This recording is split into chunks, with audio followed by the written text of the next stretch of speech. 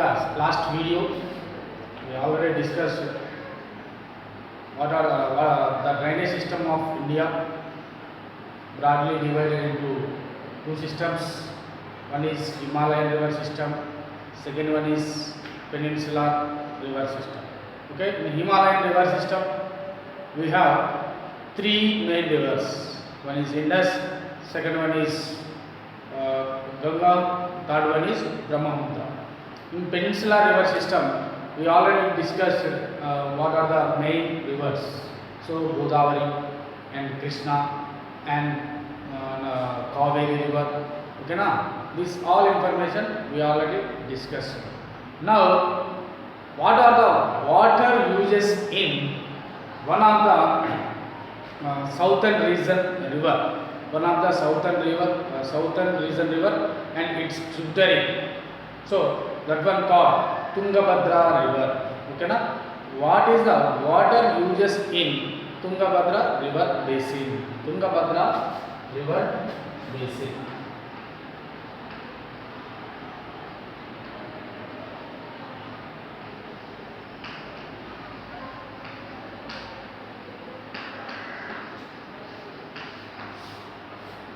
Tungabhadra is tributary of one of the southern largest river is called Krishna. So Tungabhadra is tributary of river Krishna. The Tungabhadra water is shared by three states. Tungabhadra water is shared by three states. One is Karnataka,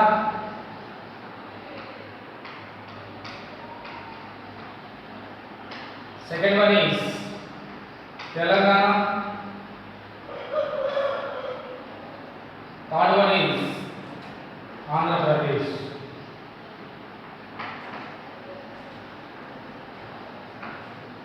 So Tungabhadra is tributary of river Krishna. The Tungabhadra water is shared by three states: Karnataka, Andhra Pradesh, and also Telangana. Okay, na? It is originated from Western Ghats. First, దీని యొక్క starting place ఎక్కడ అనేటువంటి మనం చూస్తే Tungabhadra is originated from అంటే origin place వచ్చేసి ఎక్కడ మనకి Western Ghats.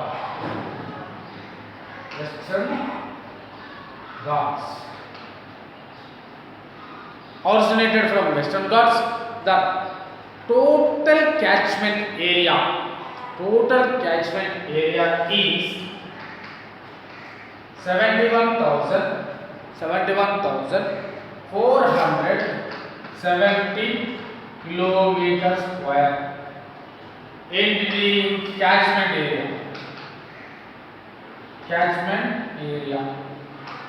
area nothing but river flow అయ్యేటువంటి ఏరియా మొత్తం అంటే నదీ పరివాహక ప్రాంతం ఉంటాం కదా, ఆ రివర్ ఫ్లో అయ్యేటువంటి ఏరియా మొత్తాన్ని మనం ఏమంటామంటే అంటే ఇప్పుడు అది వెస్టర్న్ ఘాట్స్లో స్టార్ట్ అయింది.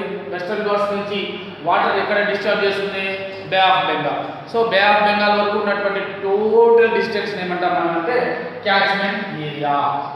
సో క్యాచ్మెంట్ ఏరియా అంటే 71,417 kilometers.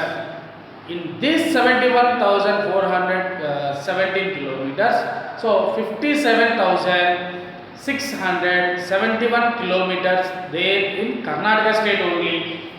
So 57,671 kilometers square catchment area there in Karnataka. So remaining area are shared by these two states. Remaining area ఏదైతే ఉందో ఆ ఏరియా ఏమంటూ ఏ స్టేట్స్ షేర్ చేసుకుంటున్నాయి? ఒకటి తెలంగాణ, సెకండ్ వన్ ఆంధ్రప్రదేశ్. చెప్పండి, ఇప్పుడు టోటల్ క్యాచ్మెంట్ ఏరియా మనకి 71,417 kilometres. So Karnataka ఏరియాలో ఉన్నటువంటి క్యాచ్మెంట్ ఏరియా అంతా మనకి 57,671 కిలోమీటర్. సో రిమైనింగ్ ఏరియా ఏదైతే ఉందో దాన్ని Telangana, Andhra Pradesh two states share చేసుకుంటున్నాం. ఓకేనా. So the Tungabhadra basin has 3 parts. Tungabhadra basin has 3 parts. Tungabhadra basin has 3 parts. One is upper and middle catchment area. Upper and middle catchment area.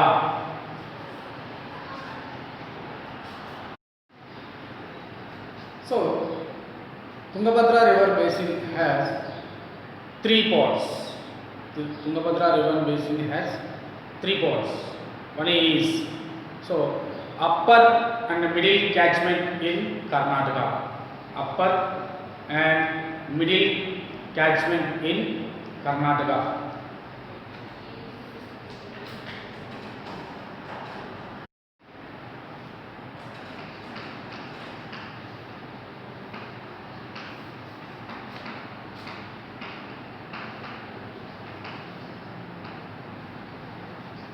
Upper and middle catchment in Telangana state, catchment in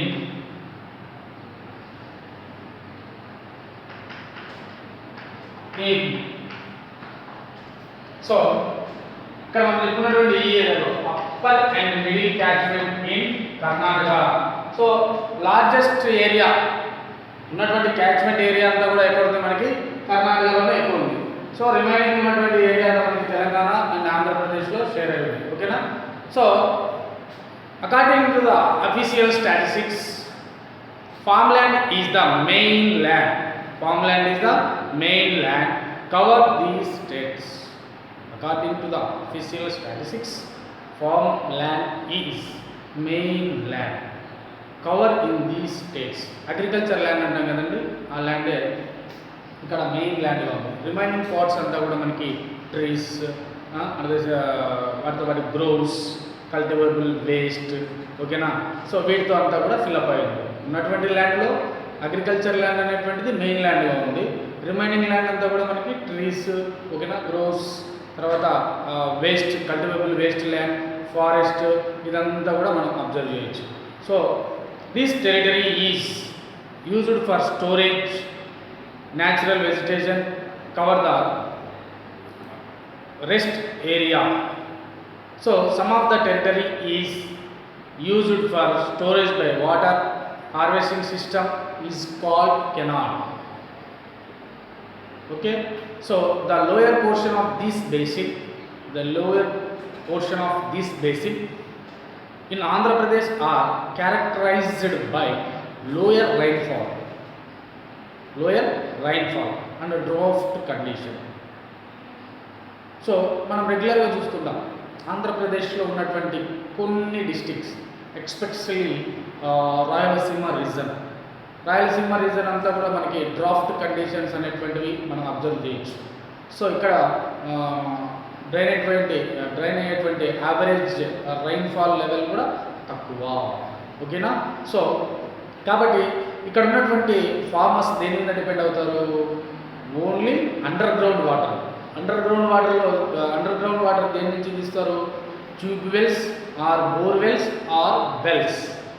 bore బావులు అన్నా తెలుసు కదా, bore బావులన్నా ఉండాలి, లేకపోతే motor pump షెట్లన్నా ఉండాలి, లేకపోతే digging చేసేది అంటే తవ్వుకునేటువంటి బాయిల్ అన్నా ఉండాలి. సో కాబట్టి this area depends on surface flows canals that carry water from the dam built along the Tungabhadra రివర్కి దగ్గరలో కట్టినటువంటి డ్యామ్స్ నుంచి కొన్ని కెనాల్స్ అనేటువంటివి వాటర్ని క్యారీ చేస్తూ తీసుకొస్తుంటాయి. సో ఈ వాటర్కి సరౌండింగ్స్లో ఉన్నటువంటి అగ్రికల్చర్ లేదా ఫార్మ్ ల్యాండ్ ఏదైతే ఉందో అది కల్టివేట్ చేసుకోవచ్చు. ఓకేనా. ఎక్కడో మరి కర్ణాటకలో డ్యామ్ ఉందనుకున్నాం, దాని సరౌండింగ్స్లో అన్నీ కూడా చెక్ డ్యామ్స్ అనేటువంటివి కట్టి ఉంటారు. ఆ సరౌండింగ్స్లో ఉన్నటువంటి ల్యాండ్ ఏదైతే ఉంటుందో అది కల్టివేషన్కి మనం యూజ్ చేసుకోవచ్చు. So encroachment of public land for cultivation is common. So public land అంటే public land, private land. Public land అంటే ఏంటో తెలుసా? సో గవర్నమెంట్ ల్యాండ్ ఏదైతే ఉందో దాన్ని మనం పబ్లిక్ ల్యాండ్ అంటాం. ఇప్పుడు ఫారెస్ట్ ఏరియా ఉంది, అది గవర్నమెంట్ ల్యాండ్ కిందకి వస్తుంది. దాన్ని మన వాళ్ళు ఏం చేస్తారు? ఆక్యుపై చేసుకుంటారు. అంటే ఆక్రమించుకోవడం. So it is result more land being brought under the cultivation. ఉన్నటువంటి గవర్నమెంట్ ల్యాండ్ అంతా మన వాళ్ళు ఏం చేశారంటే కల్టివేబుల్ ల్యాండ్గా చేంజ్ చేశారు. సో అలా చేంజ్ చేయాలంటే ఏం చేయాలి, అక్కడ ఉన్నటువంటి వేస్ట్, డస్ట్, ట్రీస్, తర్వాత అన్నీ కూడా తీసేయాలి. అంటే felling of trees and mining activities, తవ్వడం అంటే చెట్లు నరకడం, గనులు తవ్వడం, ఇటువంటి యాక్టివిటీస్ చేయడం వల్ల ఏమవుతుందంటే ఎన్విరాన్మెంటల్ పొల్యూషన్ అనేటువంటిది వస్తుంది. దీన్నే మనం ఏమంటామంటే డిగ్రేడేషన్, సాయిల్ డిగ్రేడేషన్. సో ఒక పర్టికులర్ ఏరియాని మనం ఏదైనా అబ్జర్వ్ చేస్తే ఇన్ఫ్లో ఎంత ఉందో, అవుట్ఫ్లో ఎంత ఉందో మనం క్లియర్గా తెలుస్తుందని ప్రీవియస్ క్లాస్లో చెప్పుకున్నాం. ఇక్కడ ఇన్ఫ్లోకి కానీ అవుట్ఫ్లోకి కానీ మరి సర్ఫేస్ ఏరియాలో ఉన్నటువంటి ట్రీస్ అనేటువంటి ఇంపార్టెంట్. ఆ ట్రీస్ వాటర్ని అబ్జర్వ్ చేసుకొని స్టోరేజ్ చేసి పెట్టుకుంటాయి.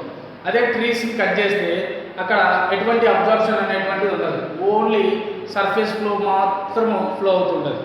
సో దీంతో ఎప్పుడైనా ఫ్లడ్స్, వాటర్ ఆ డ్యామ్లో ఎప్పుడైనా వాటర్ హెవీగా వచ్చి ఫ్లడ్స్ లాంటివి వచ్చినప్పుడు ఏమవుతుందంటే ఆ ఏరియా అంతా కొలాప్స్ అయ్యేటువంటి ఛాన్సెస్ కూడా మనం అబ్జర్వ్ చేయొచ్చు.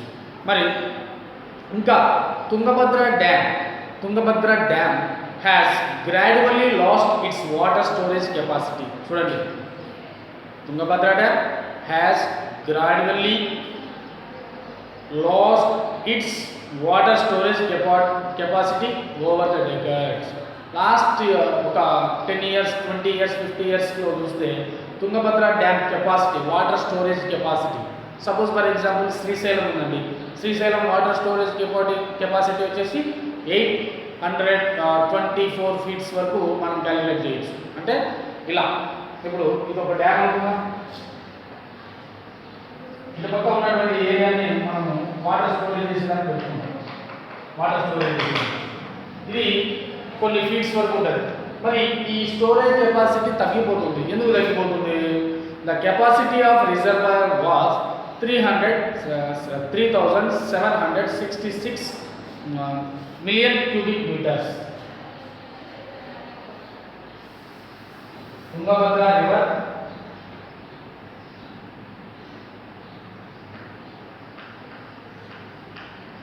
Tungabhadra dam capacity, storage capacity వచ్చేసి 3,776 million cubic meters. ఇంతవరకు స్టోరేజ్ చేసుకోవాలి ఏది, dam.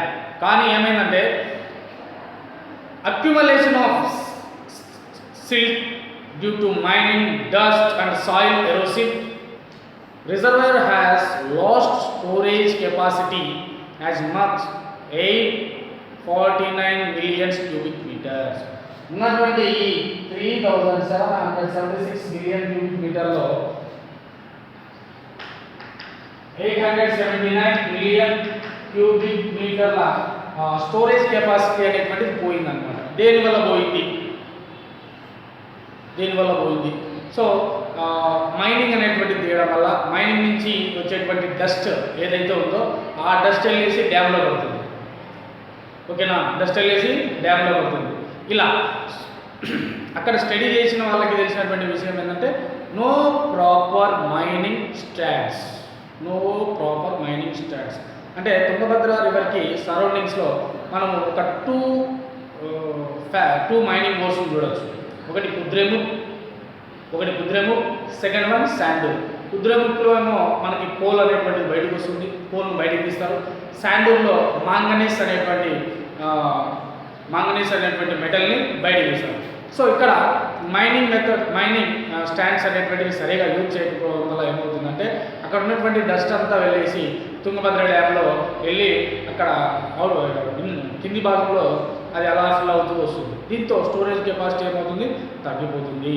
So how to share the water conflicts of Karnataka, Andhra Pradesh and Telangana. So it is generally related to what is available for use. Available ఉన్నటువంటి water ఎంత, use చేసుకోవాల్సినటువంటి water ఎంత. ఓకేనా. So water flows, resources and it storage are use up stream affect what is available people down stream. So water అనేటువంటిది flow అవుతూ ఉంటుంది. మరి up side ఉన్నటువంటి ఏరియాలో వాటర్ని స్టాప్ చేశారనుకోండి, డౌన్ కాకుండా, మరి డౌన్లో ఉన్నటువంటి వాళ్ళ పరిస్థితి ఏంటి? అసలే మంది catchment in lower catchment in Andhra Pradesh, upper ఏరియాలో ఉన్నటువంటి కర్ణాటక వాటర్ని బంద్ చేస్తే లోయర్ ఏరియాలో ఉన్నటువంటి ఆంధ్రప్రదేశ్కి వాటర్ అనేటువంటివి ఉండవు. ఓకేనా? సో కాబట్టి ఇక్కడ ఏం చేయాలి? ఒక స్టేట్కి ఇంకో స్టేట్స్కి అగ్రిమెంట్స్ అనేటువంటివి ఇంపార్టెంట్. సో టోటల్ ఉన్నటువంటి స్టోరేజ్లో కర్ణాటక స్టేట్ ఒక 100 ఫీట్స్ వరకు యూజ్ చేసుకోవచ్చు. రిమైనింగ్ ఫీట్స్ బయటికి రిలీజ్ చేస్తాము ఆంధ్రప్రదేశ్కు, తెలంగాణకు అనేటువంటి ఒక కామన్ అగ్రిమెంట్ అనేటువంటిది వస్తారు. ఓకేనా? Access to water is precondition in this farmland area where 80% of the population depending on agriculture for their livelihoods. Irrigation provides through canal system, while in rainfed regions farmers extract groundwater through bore wells. So ఈ తుంగభద్ర రీజన్లో ఉన్నటువంటి farmers agriculture మీద depend అయ్యే వాళ్ళు total ఎంత percent ఉన్నారంటే మనకి 80% అంతా కూడా ఈ డ్యామ్ పైన డిపెండ్ అయి ఉంది. సో డ్యామ్ నుంచి రిలీజ్ అయ్యేటువంటి వాటర్, కెనాల్స్ నుంచి వచ్చేటువంటి వాటర్ ద్వారా అగ్రికల్చర్ అనేటువంటిది కల్టివేట్ చేసుకుంటూ ఉన్నారు. సో ఇలా వచ్చేటువంటి వాటర్ని యూజ్ చేసి కొంతమంది క్యాష్ క్రాప్స్, కొంతమంది semi arid crops. Cash crops అంటే సో ప్యాడీ, జోఆర్, షుగర్ కేన్ ఇటువంటివి కల్టివేట్ చేసుకుంటున్నారు. కొంతమంది ఏం కల్టివేట్ చేసుకుంటున్నారు? Semi arid crops. ఓకేనా? సో ఇలా కల్టివేషన్ అనేటువంటిది బాగా జరుగుతుంది. సో ఇప్పుడు ఏమైందంటే లాస్ట్ డెకేడ్ ఇయర్స్ అంటే ఒక 10 years 20 years ముందు నుంచి కూడా ఈ increasing of number of small towns and industrial areas. Last 20 years నుంచి చూస్తే చిన్న విలేజ్గా ఉన్నటువంటి ప్లేస్ ఏమో టౌన్గా ఉన్నటువంటి ప్లేస్ ఏమో డిస్ట్రిక్ట్ హెడ్ క్వార్టర్స్గా ఇలా చేంజ్ అవుతున్నాయి. At the same time industries కూడా స్టార్ట్ అయ్యాయి. చాలా విలేజెస్లో మనం చూస్తుంటాం ఇండస్ట్రీస్ అనేటువంటివి కొత్తగా కడుతూనే ఉన్నారు. So this has made the competition demands for water more complex. So company కట్టడం అనేటువంటిది ఎంత ఈజీలో ఆ కంపెనీకి వాటర్ సప్లై అంత ఇంపార్టెంట్. వాటర్ సప్లై లేకపోతే ఇన్ కేస్ ఫైర్ ఏదైనా జరిగింది అనుకోండి, అప్పుడు వాటర్ లేకపోతే దాన్ని ఎలా ఆర్పగలం? కాబట్టి వాటర్ అనేటువంటిది important. So while increase the industrialization and growth of urban areas, industrialization అనేటువంటిది పెరిగింది, పాపులేషన్ గ్రోత్ అనేటువంటిది అర్బన్ ఏరియాలో కూడా ఇంక్రీజ్ అవుతుంది. సో ఇప్పుడు ఏం చేయాలి? వాటర్ అనేటువంటిది వాటర్ ఈజ్ ప్రికాషియస్. దాన్ని షేర్ చేసుకోవడమా లేకపోతే స్టోర్ చేయడమా ఏదో ఒకటి చేయాలి. ఓకేనా?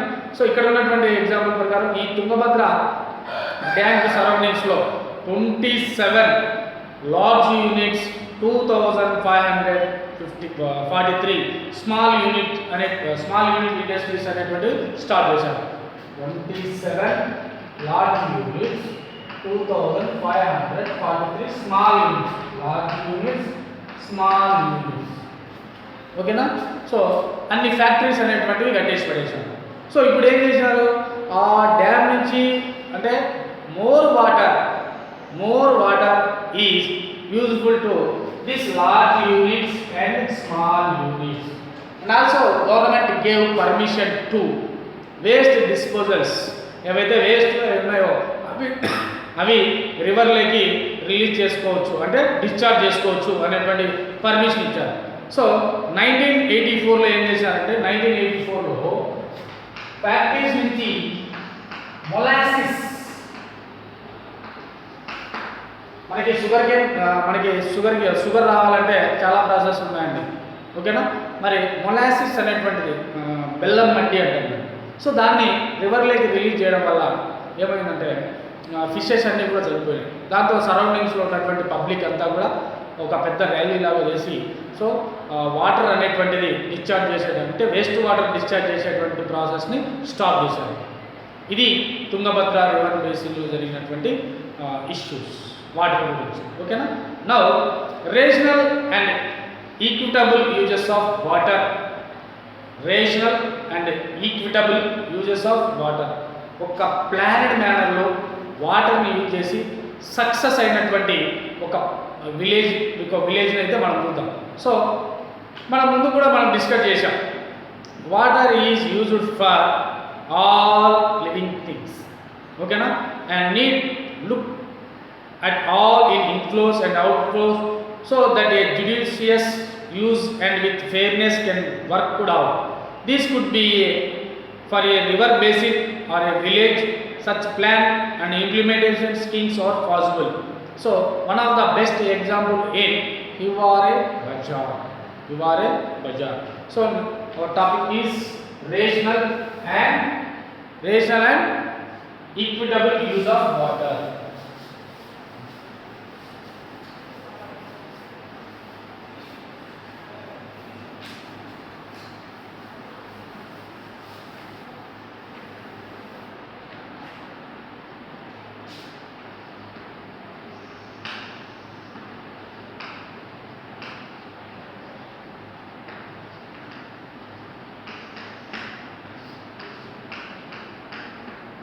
Rational and equitable use of water. So here one village, we have taken one village. Okay na? So Hiware Bazaar. The village name was Hiware Bazaar. Hiware Bazaar. Hiware Bazaar was selected under the Adarsh Gram Yojan. Adarsh Gram Yojan. Hiware Bazaar was selected from under the Adarsh Gram Yojan.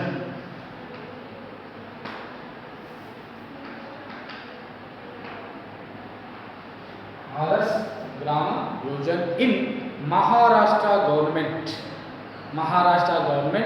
for watershed and all round development of the village. Which government? Maharashtra Grama Yojana in Maharashtra government. Village లో watershed కి సంబంధించినటువంటి programmes and remaining all activities అన్ని కూడా బాగా జరగాలని చెప్పేసి Maharashtra government ఒక village అనేటువంటి దాన్ని సెలెక్ట్ చేసింది. Hiware Bazaar is located in Ahmednagar district. So Hiware Bazaar located in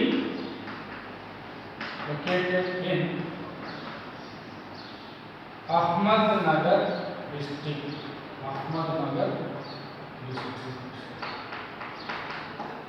In Maharashtra. Ahmednagar district in Maharashtra. Okay, so it is situated on the eastern rain shadow side the Sahyadri mountain range. So మనకి Indian map లో మనం ఇలా observe చేస్తే ఇక్కడ మనకి మహారాష్ట్ర అనేటువంటి state కనిపిస్తుంది. So Maharashtra కనిపిస్తుంది. సో ఇక్కడ మనకి సహ్యాద్రి మౌంటైన్స్ అనేటువంటి అబ్జర్వ్ చేయొచ్చు. సహ్యాద్రి మౌంటైన్స్ ఈస్ట్ సైడ్ మనం ఏదైతే హివారే బజార్ అనేటువంటి విలేజ్ చెప్పుకున్నామో ఆ విలేజ్ అనేటువంటిది ఇది. So Ahmednagar district is draft prone with average annual rainfall about 400 millimeters. Ahmednagar district అనేటువంటిది ఒక డ్రాఫ్ట్ ప్రోన్ ఏరియా, అంటే వర్షపాతం తక్కువ ఉన్నటువంటి ఏరియా. ఆ ఏరియాలో యావరేజ్ రైన్ఫాల్ ఎంత ఉందంటే మనకి ఓన్లీ 400 millimeters. సెంటీమీటర్స్ రైన్ అయితే ఆ ఏరియాలో రైన్ఫాల్ అనేటువంటిది హెవీగా ఉన్నట్టు. ఇక్కడ ఉంది ఓన్లీ 400 millimeters, అంటే యావరేజ్ రైన్ఫాల్ అనేటువంటిది చాలా తక్కువగా ఉంది. So the side and water conservation works in Hiware Bazar were implemented on common lands and private grass lands. So soil and వాటర్కి సంబంధించినటువంటి అన్ని వర్క్స్, అది పబ్లిక్ ల్యాండ్స్ కావచ్చు, ప్రైవేట్ ల్యాండ్ కావచ్చు, అన్ని ల్యాండ్స్లో ఇంప్లిమెంట్ చేశారు. So continuous contour trenches CCTS అంటారు, continuous contour trenches were dug on the hill slope of arrested the erosion of soil, harvest water and encourage growth of area. A number of water harvesting structures were also built in the village and check dams, percolation tanks, okay na. So plantation on the forest lands and the roadside were also part of the program. So ఈ హివారే బాజార్కి అనుకుని ఇక్కడ మనం ఏదైతే ఒక hill అనేటువంటిది ఉంటుంది. ఈ surroundings లో మనకి విలేజ్ అనేటువంటి ఈ సరౌండింగ్స్ లో మనం విలేజ్ అర్థం చేయొచ్చు. హివారే బాజార్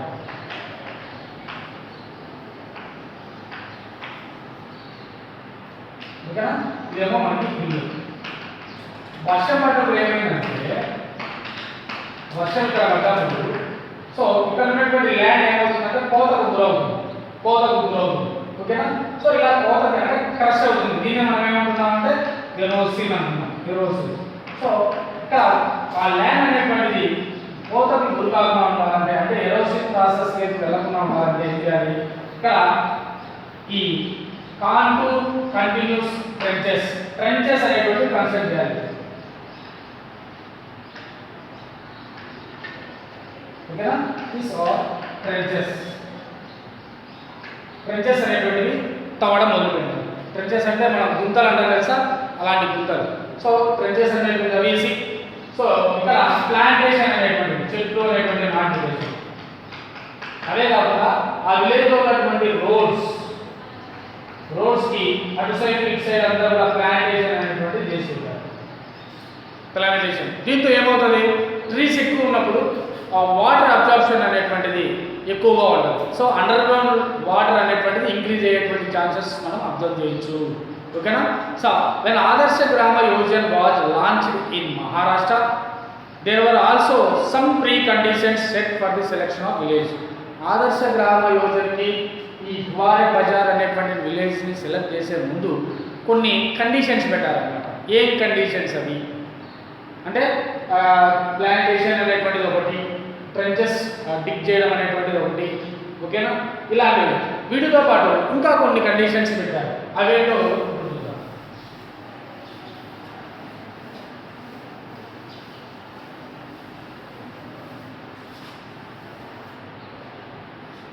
so most important for the 4 బందీస్ ఆర్ 4 dams.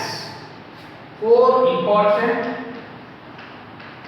important బందీస్. మహారాష్ట్ర లాంగ్వేజ్ లో బందీ మీన్స్ బ్యాన్ అంటే స్టాప్ చేయడం. సో ఫస్ట్ వన్ ఈస్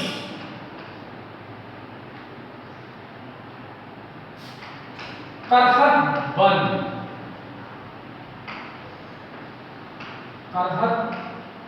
బందీ, felling of trees,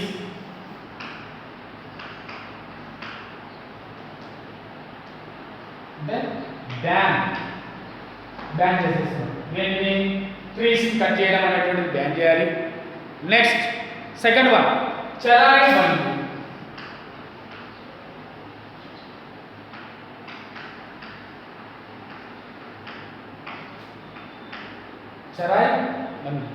so ban of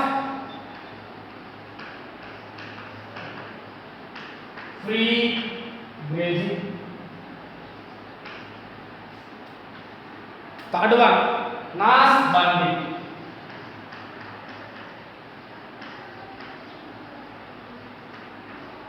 Nasbandi. So, ban of family planning. Family planning.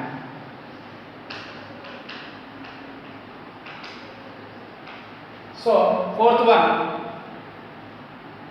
Nashabandi. Nashabandi.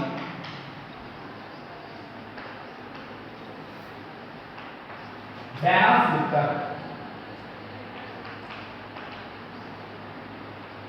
Ban of liquor.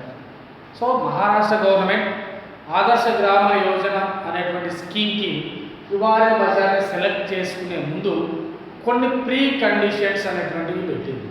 ఏంటి ఆ pre conditions? So 4 important bans. So first one is Kurhat Bandi or Kurhat ban. So ban of felling of trees ని cut చేయడం అనేటువంటిది ban చేయాలి. ఎవరు ఎక్కడ కూడా trees అనేటువంటివి కట్ చేయకూడదు. ఓన్లీ ప్లాంటేషన్ అనేటువంటిది ఇంక్రీజ్ చేయాలి. నెక్స్ట్ సెకండ్ వన్ చెరాయి బండి. చెరాయి బండి means ban of free grazing. So పశువుల్ని అనవసరంగా ఫారెస్ట్ లేక్ తోలడం, అక్కడ ఉన్నటువంటి గ్రాస్ అంతా తినిపించడం, ఓకేనా, ఇలాంటివి. So ban of free grazing. So పశువుల మేత అనేటువంటిది బ్యాన్ చేయాలి. పశువుల్ని అడవులకు తోలడం అనేటువంటిది బ్యాన్ చేయాలి. నెక్స్ట్ నాస్ బందీ. నాస్ బందీ means family planning. Family planning, ఒక ఫ్యామిలీలో 2 మెంబర్స్ కంటే ఎక్కువ ఉండకూడదు, 4-5 మెంబర్స్ అనేటువంటిది ఉండకూడదు. సో ఫ్యామిలీ ప్లానింగ్ అనేటువంటిది చేయాలి. నెక్స్ట్ నషాబందీ. నషాబందీ మీన్స్ బ్యాన్ ఆఫ్ లిక్కర్. ఆ విలేజ్లో ఎక్కడ కూడా లిక్కర్ అనేటువంటిది సేల్ చేయకూడదు. కొంతమంది లిక్కర్ని ప్రిపేర్ చేసుకుంటారు, ఆ ప్రిపరేషన్ కూడా బ్యాన్ చేయాలి. సో ఇవి ప్రీ కండిషన్స్. వీటితో పాటు people also had to agree to certain amount of శ్రమదాన్. ఆ విలేజ్ కోసం, ఆ విలేజ్కి సంబంధించినటువంటి వర్క్స్ చేసేదానికోసం పబ్లిక్ అనేటువంటి వాళ్ళు ఎప్పుడు పిలిచినా కూడా ఇంట్రెస్ట్గా ఉండాలి, అంటే శ్రమదానానికి రెడీగా ఉండాలి అనేటువంటివి ప్రీ కండిషన్స్. ఓకేనా? 4 ఇంపార్టెంట్ బ్యాండీస్. ఇవి మనకి 2 మార్క్స్లో అడిగేటువంటి ఛాన్సెస్ ఎక్కువ ఉంటాయి. సో కురహాబందీ లేదా ఫెల్లింగ్ ఆఫ్ ట్రీస్, మీరు ఇదైనా రాయొచ్చు, ఇదైనా రాయొచ్చు. మీకు ఇది గుర్తుంటే ఇది రాయొచ్చు, ఇది గుర్తున్నా ఇది రాయొచ్చు. కురహాబందీ, ఫెల్లింగ్ ఆఫ్ ట్రీస్, చెరాయి బందీ, ban of free grazing and నాసబందీ, నాస్బందీ ఫ్యామిలీ ప్లానింగ్, ఓకేనా, నషాబందీ, బ్యాన్ ఆఫ్ లిక్కర్. సో మనం ఒకసారి 1980s the situation in Hiware Bazar at the time in 1980s లో హివారే బజార్లో ఒకసారి సిచ్యువేషన్ ఎలా ఉందో చూసాం. The surroundings grazing was common amongst the both rich and poor households. 1980s grazing అంటే ఈ పశువుల్ని అడవులకి తోలడం అనేటువంటిది, పశువుల్ని అడవులకి పంపించడం అనేటువంటిది, ఫారెస్ట్ని కట్ చేయడం అనేటువంటిది కామన్. వాళ్ళు డబ్బులు ఉన్నా డబ్బులు లేకపోయినా, రిచ్ అయినా పూర్ అయినా అందరూ కూడా ఆ ఫారెస్ట్ని యూజ్ చేస్తాను. So the surroundings hillocks according to many local people had barren look. Soil erosion was the permanent and ground level water is very లో.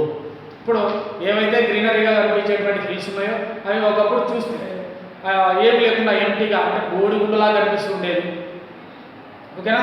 దాంతో సాయిల్ ఎరోషన్ అనేటువంటిది కూడా ఎక్కువగా ఉండేది. సో సాయిల్ ఎరోషన్ అనేటువంటిది ఉంది కాబట్టి అండర్ గ్రౌండ్ వాటర్ లెవెల్ అనేటువంటిది కూడా చాలా తక్కువగా ఉండేది, ఓకేనా. సో కొంతమంది అక్కడ ఉన్నటువంటి ఫారెస్ట్లో ఉన్నటువంటి వుడ్ని ఏం చేశారంటే, వుడ్ని ఫ్యూయల్ వుడ్గా యూజ్ చేసుకుంటారు వాళ్ళు, అంటే వంట జరుపు. మనం కూడా అప్పుడప్పుడు వెళ్ళి తెచ్చుకుంటూ ఉంటాం కట్టెపుల్ల వాళ్ళు, అలా కట్టెపుల్లలు తెచ్చుకోవడం ఇలా ఉండేది విలేజ్. సో ఇప్పుడు ఎప్పుడైతే ఈ ఆదర్శ గ్రామ యోజన కింద హివారే బజార్ని సెలెక్ట్ చేసుకున్నారో అందులో వాళ్ళ బ్యాండింగ్లో గ్రేజింగ్ అనేటువంటిది ఉంది కాబట్టి ఫారెస్ట్ నుంచి తెచ్చేటువంటి గడ్డి ఏదైతే ఉందో దాన్ని అక్కడే కట్ చేయాలి, తీసుకొచ్చి ఇక్కడ వేయాలి. అంటే పశువుల్ని ఫారెస్ట్కి పంపించడం బ్యాన్ చేసి పడేసాం, ఓకేనా. అంటే అనిమల్స్ని దోలుకు వెళ్ళకూడదు ఫారెస్ట్, అక్కడ ఉన్నటువంటి గ్రాస్ అనేటువంటిది కట్ చేసి తీసుకోవచ్చు. సో ఇవే కాకుండా ఇంకా ఏం బ్యాన్ చేశారు?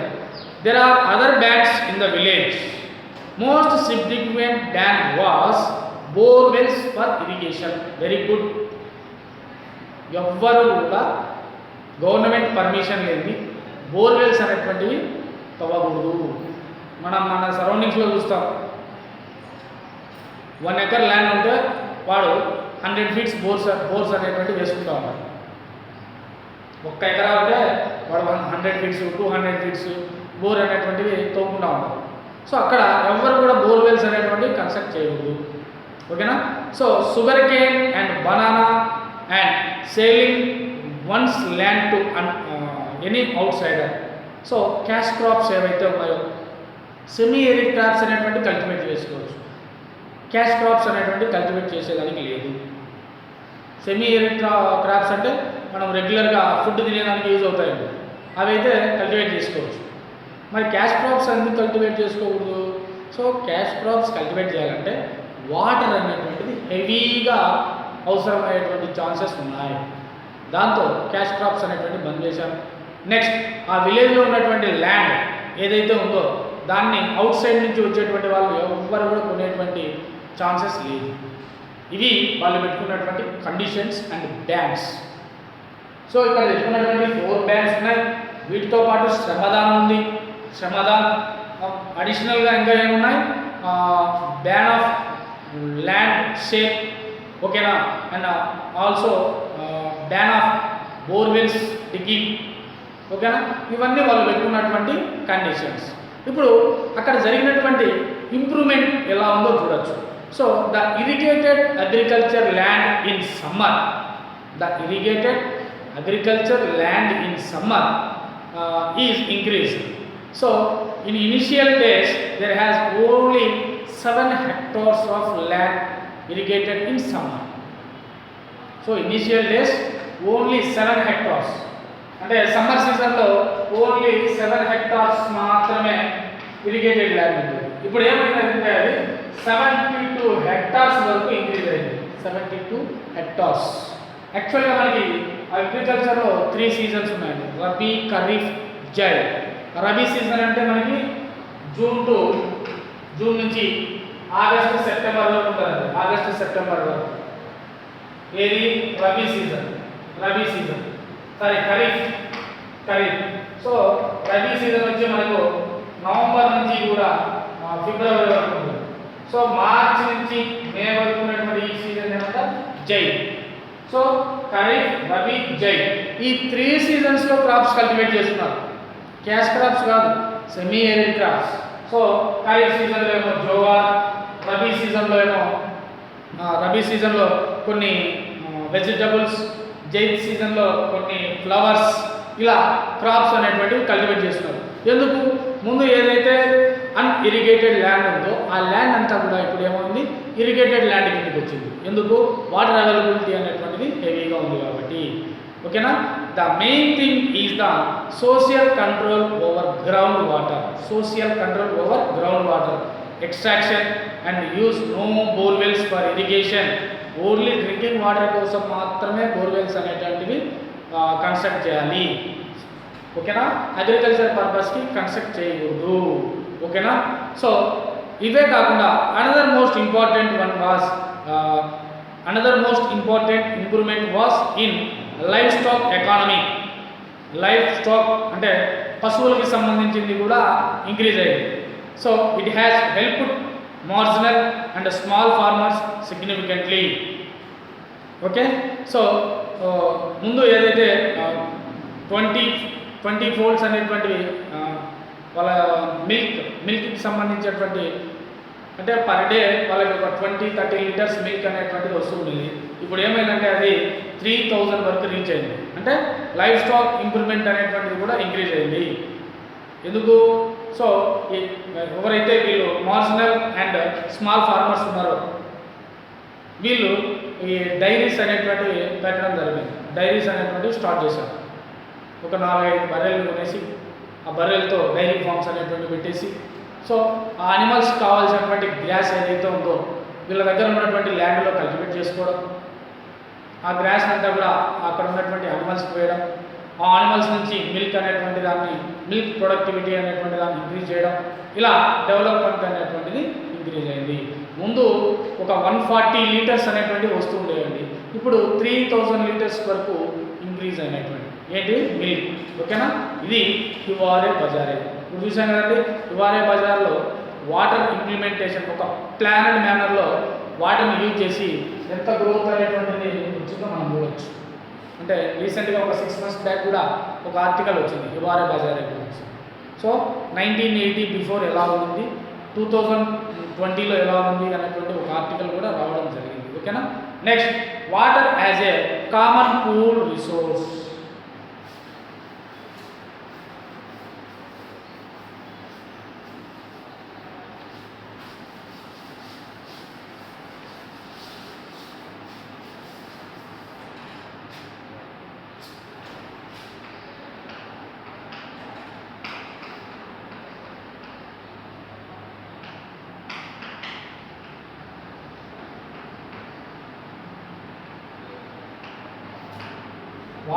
as a common pool resources.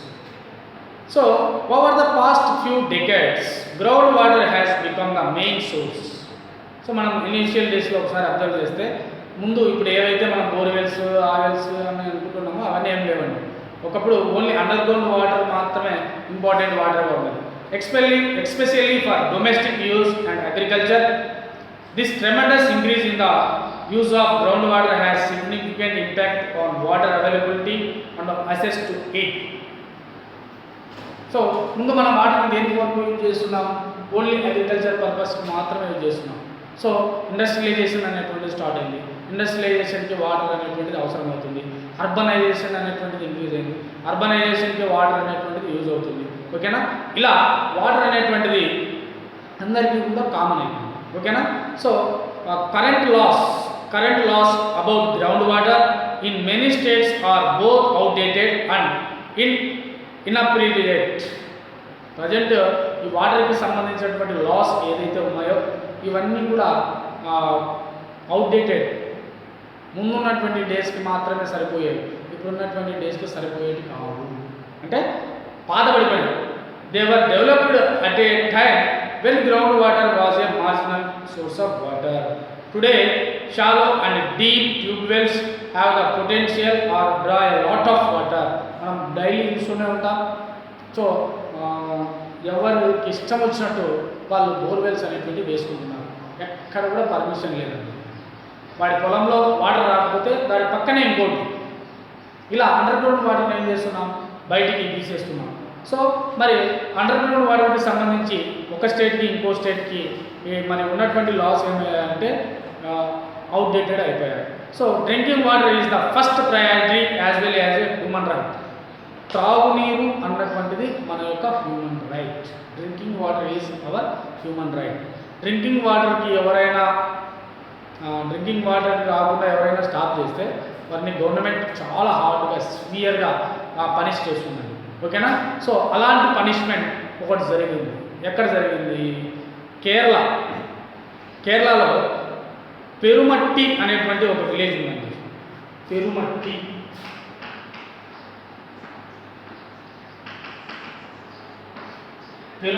అనేటువంటి విలేజ్ ఉంది. ఈ పెరుమట్టి విలేజ్ ఎక్కడ ఉంది? కేరళ. సరౌండింగ్స్లో ఒక ఫ్యాక్టరీ ఉంది. ఏం ఫ్యాక్టరీ అది? Coca Cola company.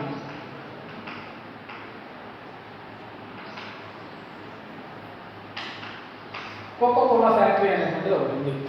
సో పెరుమట్టి గ్రామ పంచాయతీ ఏమని డిసైడ్ చేసిందంటే అంటే next coming days next 2-4 years వరకు ఈ కోకోకోలా కంపెనీకి ఆ వాటర్కి సంబంధించినటువంటి రెన్యువల్ గ్రామ పంచాయతీ రెన్యువల్ చేస్తేనే కోకోకోలా కంపెనీకి వాటర్ అనేటువంటిది ఇవ్వడం జరుగుతుంది. సో గ్రామ పంచాయతీ రెన్యువల్ చేయకపోతే కోకోకోలా కంపెనీకి వాటర్ అనేటువంటిది ఇవ్వడం జరగదు. సో అక్కడ ఉన్నటువంటి పెరుమట్టి గ్రామ పంచాయతీ డిసైడ్ అయ్యింది ఎట్టి పరిస్థితుల్లో కోకోకోలా కంపెనీకి వాటర్ అనేటువంటిది ఇవ్వకూడదు. అక్కడ ఉన్నటువంటి పబ్లిక్ హెల్త్ సెంటర్ పిహెచ్సి అంటాం తెలుసా?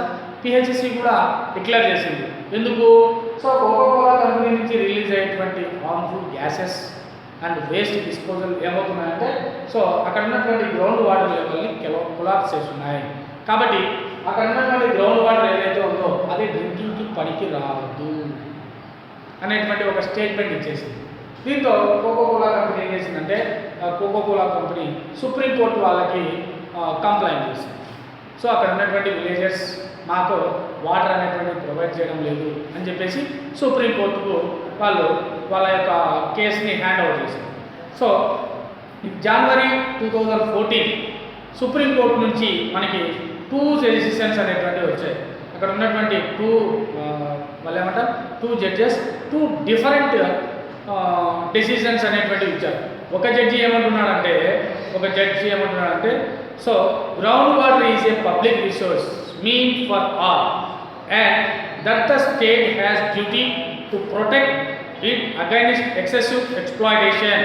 Additionally the judge May link that drinking water is a priority. ఒక జడ్జి ఏం చేస్తున్నారంటే సో అక్కడ ఉన్నటువంటి వాటర్ అనేటువంటిది ఆ స్టేట్కి సంబంధించింది. ఓకేనా. ఆ state government first drinking water priority ఇచ్చి తర్వాత ఇవ్వడం ఇవ్వకపోవడం అన్నటువంటిది స్టేట్ అథారిటీ మీదనే డిపెండ్ అయి ఉంటుంది అన్నటువంటిది ఒక జడ్జి ఇచ్చినటువంటి గవర్నమెంట్. సో వాటర్ అనేటువంటిది కామన్ రిసోర్స్, అందరూ కూడా యూజ్ చేసుకోవచ్చు. ఓకేనా.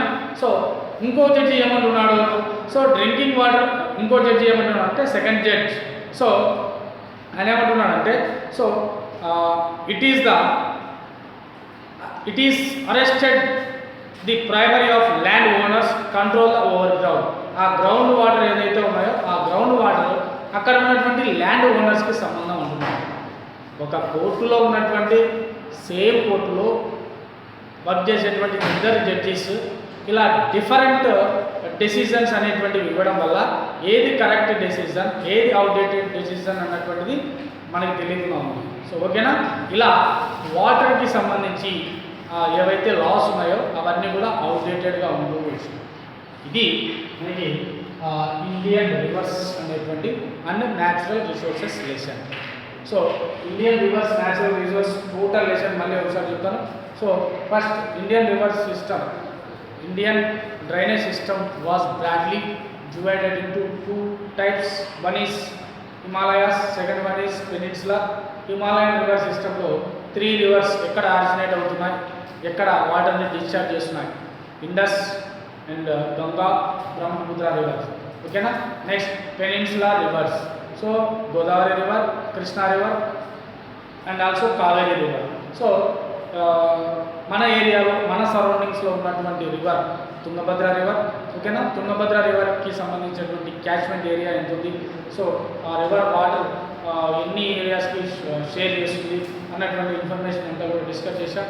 దెన్ మన వాటర్కి సంబంధించినటువంటి యూజెస్కి సంబంధించి ఒక ప్లానింగ్ మేనర్లో ఎలా లాస్ అనేటువంటి ఇంప్లిమెంట్ చేయాలి అనేటువంటి ఒక పర్టికులర్ ప్లేస్ మహారాష్ట్రలో ఉన్నటువంటి హివారే బజార్ అనేటువంటి ఒక ప్లేస్ని తీసుకున్నాం.